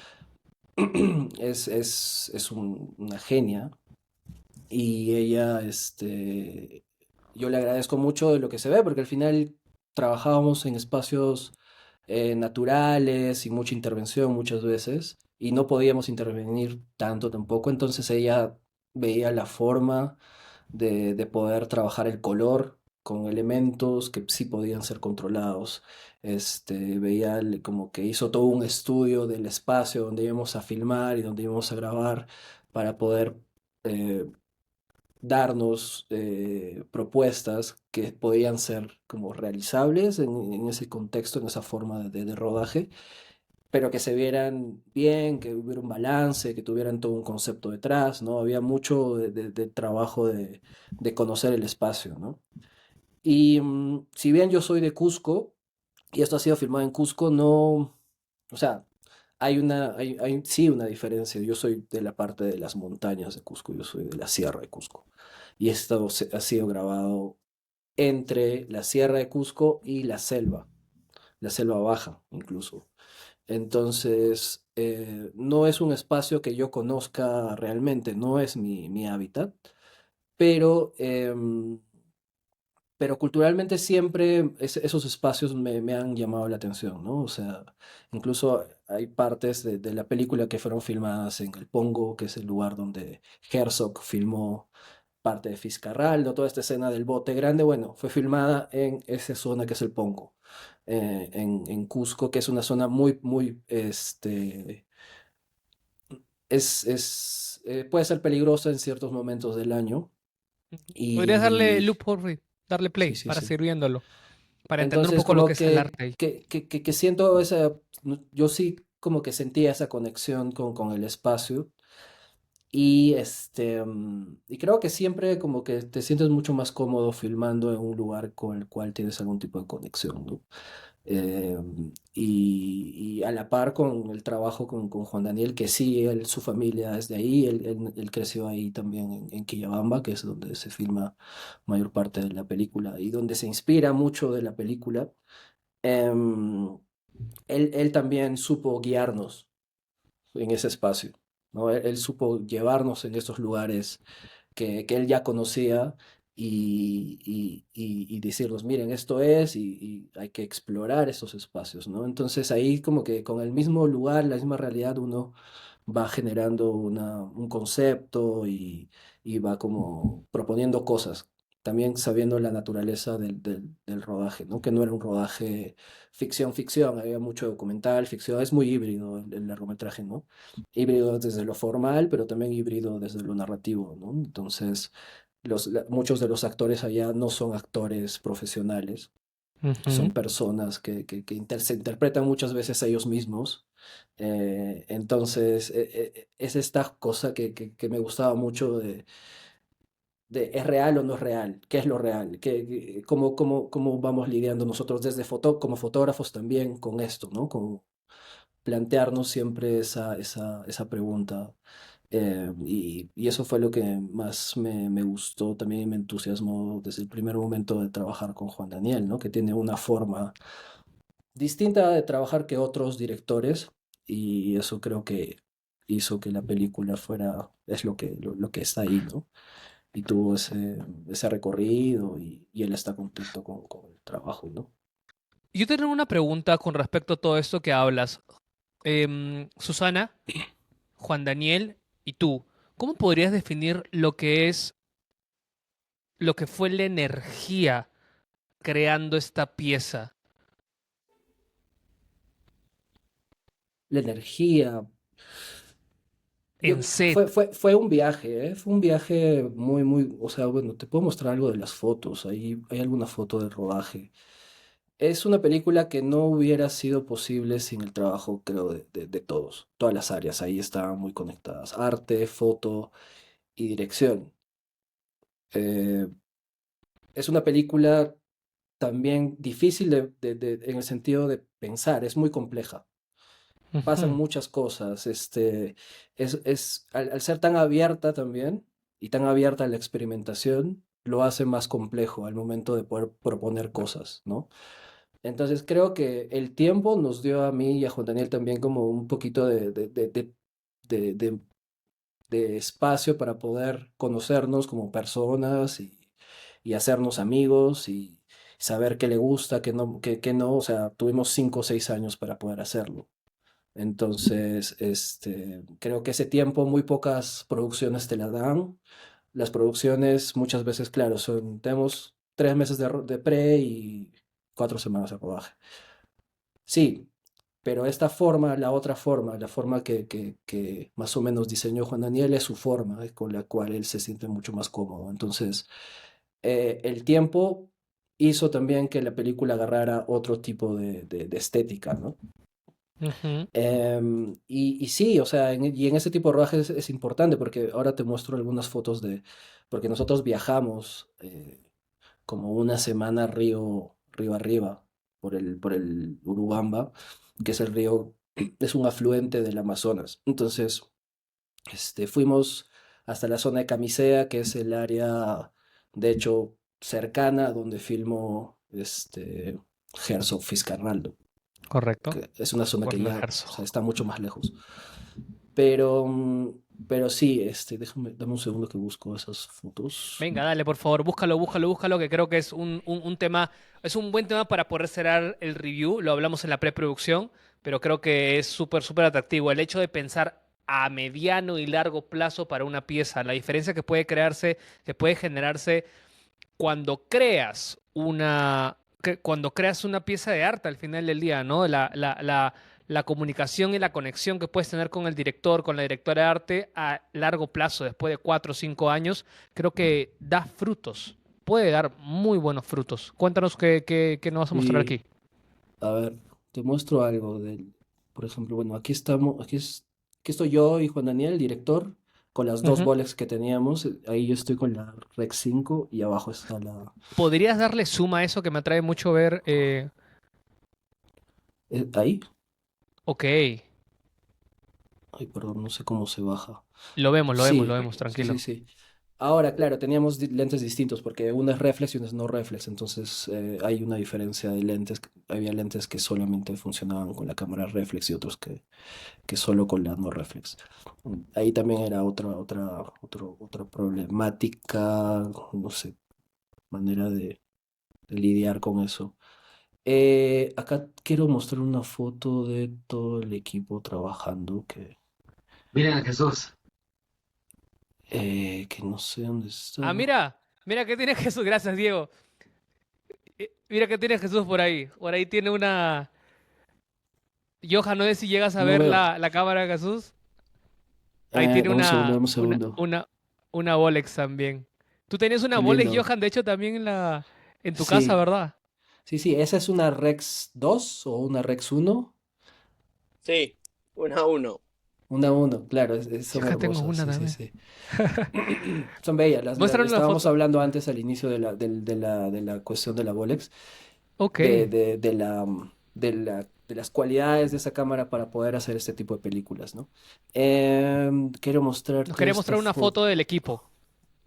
una foto del equipo. Ahí estoy yo con la cámara en un bote, pero no creo que no la tengo acá. ¿Dónde está? A ver.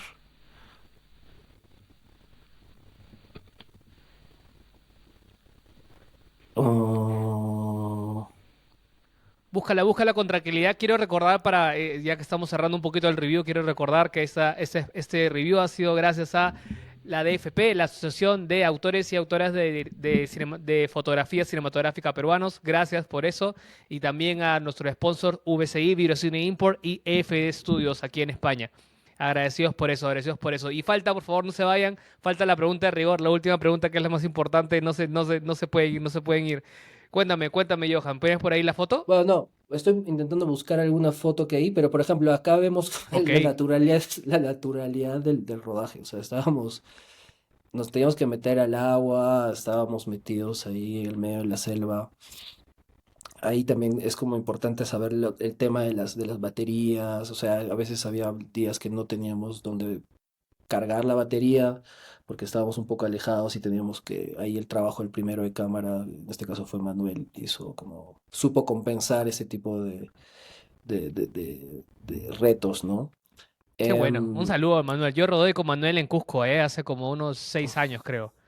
Tipazo, Agradecido con eso. Sí, sí, sí, sí, tipazo. muy Y él era mi disciplinado. único asistente, ¿no? Y él era mi único asistente con tres cámaras, dos Bolex y la digital. Epa, buen trabajo, Manuel. Eh, Ahí, bueno, también lo que decía Juan Daniel, hay algunas escenas en la película filmadas por él. Él filmó algunas cosas también. Nos compartíamos la cámara sin ningún problema, eso también es importante, ¿no? Muchas veces estamos como muy estructurados en el sentido de que no, dirección no agarra cámara, depende, pero en este caso yo sí me sentía cómodo con él agarrando la cámara o filmando eh, las cosas que él veía, yo le ayudaba en las cuestiones técnicas de exposición y todo, y él como que le daba todo ahí. La visión Eh, compositiva, el movimiento por ahí de cámara ligero y tal. él controlaba todo eso, él era muy,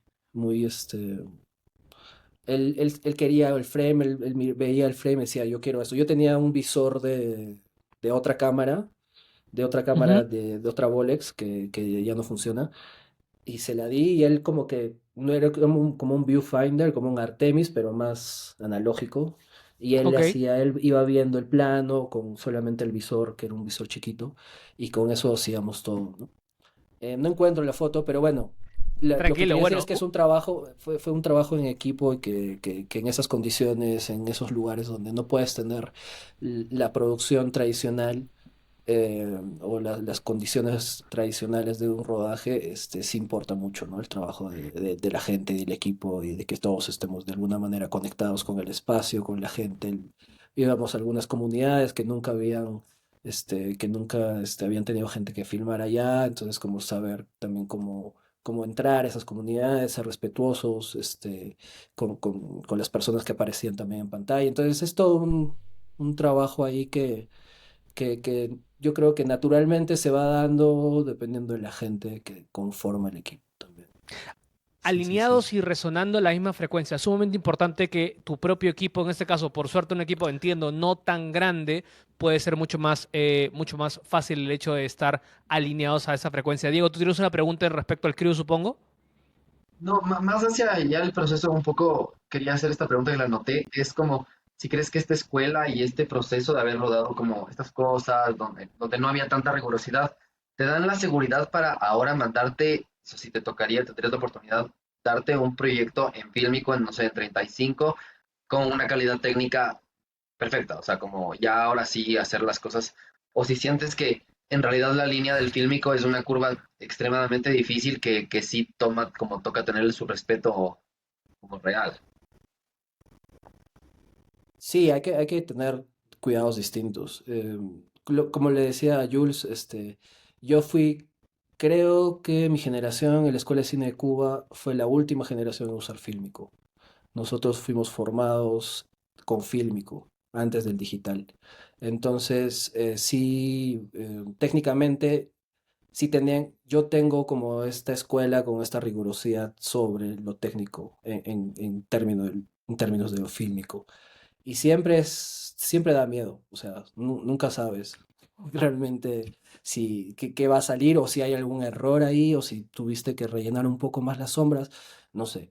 Siempre hay ese temor y claro, filmar de esta manera, de hecho, me quitó muchos miedos sobre filmar en fílmico. Pero creo que también ayuda mucho con quiénes estás. O sea, a mí, lo vuelvo a repetir, el director me daba la libertad y sabía que si algo pasaba, era como, ok, los dos sabemos que esto podía haber pasado, ¿no? Ok. Estábamos conectados en ese sentido. Entonces, em, yo hacía todo lo que podía, todo lo que se podía controlar desde lo técnico y por ese lado estaba seguro. Y la mayoría de lo que salió y se usó en la película. Así que creo que hay que perderle el miedo un poco al fílmico. Si sabemos utilizar un fotómetro, creo que ahí ya tienes como el 80% de todo. O Qué sea, importante, qué importante. Jesús, ¿tú tienes una pregunta ahí? No, quería subrayar justo lo que acaba de decir él. Si sabes usar un fotómetro y sabes las herramientas que tienes en la mano, eh, te va a ir bien. O sea, evidentemente pasas miedo porque hay cosas que son ajenas a ti, los viajes del material, los propios laboratorios, que, bueno, pues algunos están bajo control, otros no tanto bajo control. Y son cosas que pueden pasar, ¿no? O sea, como decían aquellos, shit happens, ¿vale? Pero si tú sabes usar tus herramientas, puedes pasar miedito, pero después es muy gratificante. O sea, realmente el resultado es como muy gratificante. Yo una vez probé a hacer unas cosas en 16 así con una cámara con la cámara Bolex y rodé a la vez en digital. Lo que tenía en digital lo tenía ipso facto rápido para meter a postproducción y en 2 o 3 días teníamos el material que regresó de la cámara Bolex. Y en cuanto vimos el material que se rodó, así como quien dice, dos cámaras, una al lado de la otra. En cuanto tuvimos el material de vuelta de la Bolex, dijimos, oh, fuera, esto, queremos esto, tiene mucho más carácter, mucho más interesante y ya está. O sea, es como gratificante. Lo que pasa que en los flujos de trabajo de hoy en día, pues hay lujos que no te puedes permitir, hay errores, por supuesto, que no te podrías permitir, accidentes que no te podrías permitir. Y luego, pues también hoy en día, al ser un trabajo colaborativo, estas cámaras, no digo las cámaras de 35, mucho más profesionales, por supuesto, incluso las últimas cámaras de Super 16 que hay en el mercado y que ha habido en el mercado, que ya tienen una videoasistencia razonable, más que razonable, donde tú puedes controlar tu imagen, el encuadre y no solo eso, sino compartirlo con el resto del equipo. Las cámaras estas de Super 8 o las cámaras de 16 son cámaras en las cuales tú miras por el agujerito y con estas cámaras Bolex, o sea, no ves nada, no ves absolutamente nada, no ves el foco, no ves el cuadro, no ves apenas nada. Entonces se te hace muy complicado, es muy duro, es muy duro. Luego, insisto, es gratificante o puede ser gratificante, pero es muy duro, ¿no? Entonces para cosas muy concretas, pues maravilloso. Y por cierto, pues nada, simplemente también deciros que dentro de de las colecciones que tenemos publicadas dentro de nuestro Patreon, iros a la colección que se llama Película Cinematográfica, os he puesto el enlace ahí en el chat, ¿vale? Y ahí ya hay varios artículos, varios posts, varios libros compartidos sobre el tema de la película, ¿de acuerdo? Echarle un ojo, hay cosas ahí interesantes, hay cosas de concepto que es importante que sepáis. O sea, ahí hay experiencia y conocimiento que hay que echarle un ojillo, ¿de acuerdo? Kodak publicó muchos documentos técnicos, algunos de ellos están aquí también compartidos y hay algún libro compartido. Y bueno, pues toca reflexionar sobre la idoneidad o no hoy en día de volverse nostálgico o que narrativamente utilicemos estos formatos pues para contribuir al look y al resultado final artístico y narrativo emocional de la película, ¿no? Entonces, bueno, son decisiones que hay que tomar, como todo en la vida. Si esto es un arte, pues nada, tomemos las decisiones adecuadas. Aunque es un arte que, como decía Orson Welles, lamentablemente es un arte que el artista no se lo puede permitir. Entonces, bueno, ahí lo dejo. Absolutamente, absolutamente. Creo que ese es un buen momento para poder hacer la pregunta de rigor, la última pregunta del review que solemos hacer y que hemos estado haciendo Eso en los es. últimos 38 reviews anteriores. Antes de eso, no quiero perder la oportunidad de agradecer nuevamente al sponsor que pudo hacer posible este review en vivo para todas las personas en Instagram Live. Y también, como sorpresa, este review va a ser posteado eventualmente en el canal de la DFP, en el canal de Better Call Us en YouTube también. Y pues nada, desde Better Call Us, agradecidos con el sponsor, la DFP, la Asociación de Autores y Autoras de Fotografía Cinematográfica Peruana. También a nuestro sponsor VSI y EFD Studios aquí en España. Y antes de hacer la pregunta es recordarle y agradecer a la comunidad de Better Call Us, la comunidad que estamos creando aquí con Jesús Aro, miembro y director de fotografía de la AEC, aquí Jules Ruiz, socio adherente de la AFP, y estamos creando esto, una reflexión colectiva exponencial. Te das cuenta, como dice Jesús, que pudo haber visto después de 3 días, la diferencia entre lo que había rodado con la Bolex y lo digital y lo que habló hace media hora Johan, que tuvo que esperar 6 meses para poder ver eso. Ey, hay una brecha muy grande y creo yo hoy hasta innecesaria para poder generar una reflexión colectiva y para poder mejorar como director de fotografía. Eso es lo que estamos haciendo hoy, intentando hacer de propósitos de Better Call Us, intentando que los directores de fotografía o personas que quieran formarse como directores de fotografía puedan hacerlo de una manera colectiva y de una manera mucho más rápida, con una reflexión colectiva, con un aprendizaje continuo e integral, ¿ok? Agradecidos con las personas que son parte de la comunidad y quienes quieren seguir abrazando el conocimiento y ampliar el mismo para poder compartirlo, son bienvenidos para la comunidad, ¿ok? La pregunta de rigor que solemos hacer, Johan, que es una pregunta que tenemos para ti, es ¿cuál fue el aprendizaje más grande después de 6 años de hacer la pre y rodar de todo este proyecto de Punku? ¿Cuál fue esa epifanía, esa reflexión donde dijiste, wow, ese momento eureka en donde dijiste, creo que me he dado cuenta de algo muy importante después de hacer todo esto? ¿Cuál sería tu respuesta, Johan? Punku, específicamente me enseñó a soltar.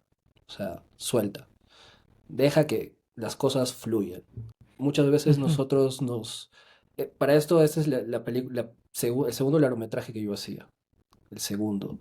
Y cuando se estrenó ya iba por 10. O sea, hay varios Johans en esos Oh. seis años, con otros proyectos. Y la diferencia de Punku es que Punko me enseñó eso, a soltar, a no intentar controlar todo. No se puede controlar todo. Hay que empezar como a abrirte y a poder como, a poder como explorar otras formas, salir de tu zona de confort y poder también disfrutar la, la, la incertidumbre y la imperfección. O sea, yo creo que Punku a mí me dio eso, ¿no? Y creo que es de los proyectos de los cuales más he aprendido y te hace siempre un mejor profesional, ese tipo de enseñanzas. Así que es eso, soltar y fluir. Creo que eso es lo que me enseñó a mí este proyecto. Me encanta, tío. Agradecido sinceramente y orgulloso que seas un director de fotografía peruano representando no solamente a Perú, sino también a Latinoamérica en festivales como Berlinale. Gracias, Johan, por compartir Gracias por compartir tu pieza, tu mirada. Gracias por compartir tu conocimiento, tu sabiduría con la comunidad. Pues sinceramente me gustaría escuchar a Jesús. Me gustaría cerrar con algo. Jesús, cuéntanos, por favor. Nada, que muchas gracias, Johan, por compartir esta experiencia contigo. Entiendo perfectamente lo que dices de soltarse, lo entiendo y espero que todo el mundo también lo haya recibido y lo haya entendido. O sea, realmente me parece un gran aprendizaje ese que acabas de decir, soltarse ante lo imprevisto, soltarse ante la posibilidad de lo que pueda ocurrir. Es decir, como os decía antes, en aquel pequeño rodaje de cosas en digital y en fílmico, nosotros sabíamos que mil cosas podían pasar en fílmico, y no solo eso, sino que defectos aleatorios y problemas aleatorios propios de la película y de la cámara que podían ocurrir. Y te tienes que soltar, tienes que simplemente dejarte llevar y decir, veamos lo que ocurre si hacemos esto, veamos lo que ocurre si hacemos lo otro. Creo que es una bonita experiencia esa que dices de no tenerlo todo bajo control. Es verdad que en digital es muy posible tenerlo todo o casi todo bajo control, entonces, bueno, pues la experiencia de soltarse y de ponerse nervioso ante la Uy, experiencia, se nos fue creo Jesús. Ahí que está. creo que es muy, muy, muy interesante. Es un aprendizaje súper bueno, muy, muy interesante. Las cosas inminentemente van a suceder, así que abrázalo y suelta. Suelta, como dice Johan. Johan, agradecido Gracias, nuevamente, gracias, Jules. gracias. No, ha sido increíble, tío. Gracias por nacer en Perú, gracias por representar el Perú y gracias por compartir tu conocimiento y sabiduría. Sinceramente, gracias. Gracias a los chicos de la comunidad que estuvieron aquí, que estuvieron haciendo las Gracias, preguntas. Jesús. Gracias. Una locura. Diego, gracias por tus preguntas. Tus preguntas cada vez están yendo mucho, mucho. Increíble de nivel. Creo que tú vas a ser el siguiente host ahora de los siguientes reviews, te digo, en serio, tío. En serio. Gracias a Juan, Davison, Frankie, a todos los que estuvieron ahí, en los que no pudieron estar. De nuevo, agradecer a la AFP, agradecer a VSI, agradecer a F Studios. Este review va a estar posteado dentro de un par de días, dentro del canal de YouTube de la AFP, dentro del canal de YouTube de Better Call Us también. Y pues sin más, señores, este ha sido el review especial Better Call Us número 39. Número 39, señores, con Johan Carrasco de FP. Gracias, gracias y gracias. Y pues los que están adentro del Better Call Us, nos vemos el próximo lunes y nos vemos mañana que vamos a iluminar un bodegón. Gracias, gracias, señores, gracias.